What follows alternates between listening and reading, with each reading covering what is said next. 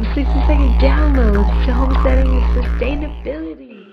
A great way to save money, time, and effort is to take the celery that you buy at stores, eat it, love it, just juice it, do whatever you do to it, and then once you've eaten it down, right, keep it. Keep the bottom. Don't pull them off. Just cut them like right a little bit above the top.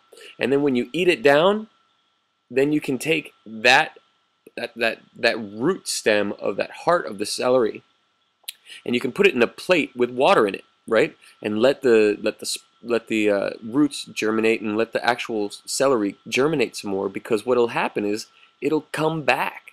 You put the celery in the water and it'll sprout these little leaves in the center, and then you can go take that, you can plant it in the ground, and what'll end up happening is you'll grow a whole new set of celery right there. Cool, huh? Boom! 60 seconds.